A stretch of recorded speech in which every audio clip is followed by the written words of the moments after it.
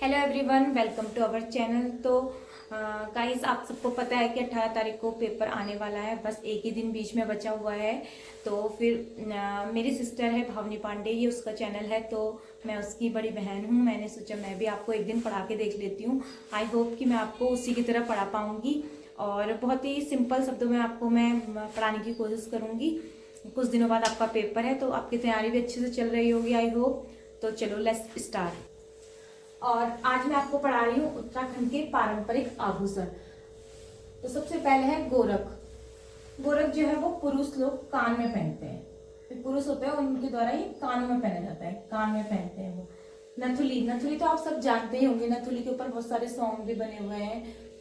नथुली आपने देखा होगा कुमाऊं में, गढ़वाल में नाक में पहन जाती है, जो बड़ी सी होती है, सोने की होती है वो। तो ये भी हम ये नाक में पहनी जाती है।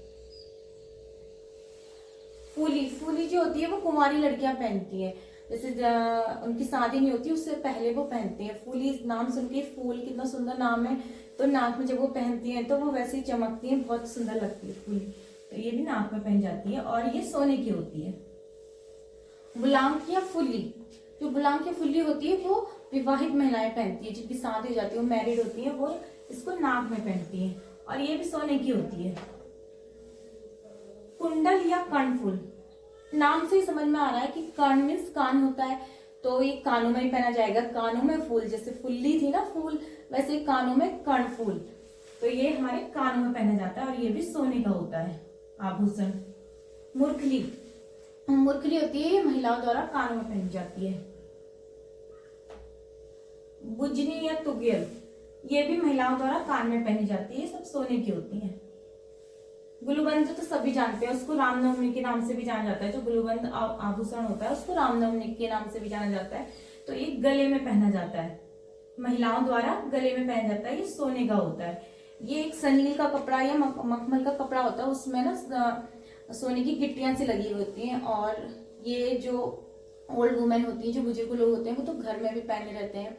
वैसे भी उत्तराखंड में तो इतने सारे आभूषण पहनने का चलन है, मतलब आभूषण से ही शोभा होती है, बोलते हैं ना औरतों की। आभूषण पहन के वो एकदम खिल जाती है, चमक जाती हैं, तो उनकी बहुत अच्छी शोभा होती है जब हम ये आभूषण पहन लेती हैं। उत्तराखंड में जितनी भी औरतें हैं, पहाड़ों में तो आभूषण वैसे ही घरों में भी पहने जाते हैं, लेकिन पहन के बहुत सुंदर लगते हैं। तिलहरी जो है वो भी गले में पहनी जाती है, माला जैसी होती है वो भी। चरो या चरियो तो मम्मी के मुंह से मैंने बहुत सुना है। तो ये गले में पहना जाता है, उसमें काले काले दाने होते हैं। मंगलसूत्र आप इसे समझ सकते हैं, जैसे गले में पहनते हैं। ये चांदी का भी हो सकता है, सोने का भी हो सकता है, जिसकी जितनी वो रहती है कि वो उसका इसको बना लेता है। हंसुला सूत भी गले में पहना जाने वाला आभूषण है। ये बहुत बुजुर्ग महिलाएं होती है ना, वो पहनती हैं।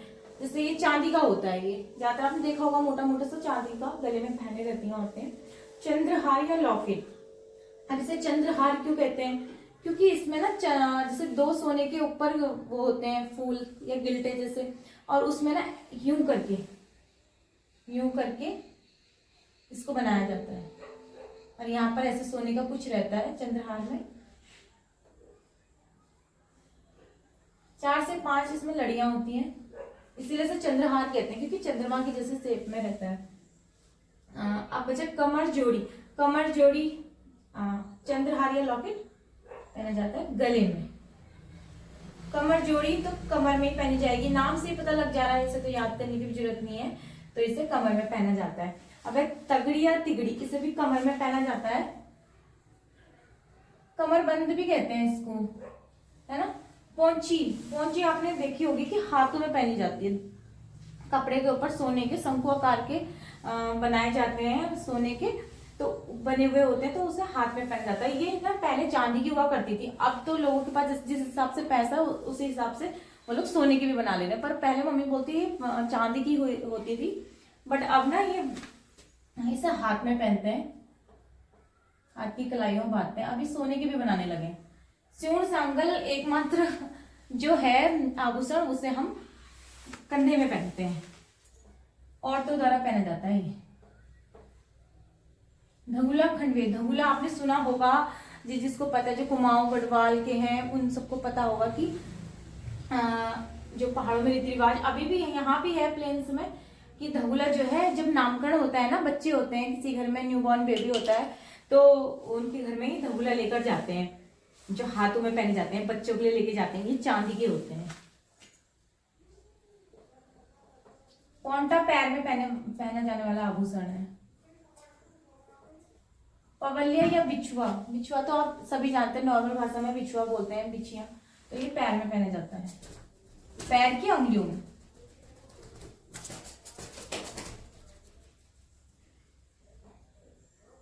झांझर, झिमरा, झांझर, पायल, पायल ही टाइप का होता है, तो झांझर नाम से समझ में आ रहा है कि पैर में पहना जाता है।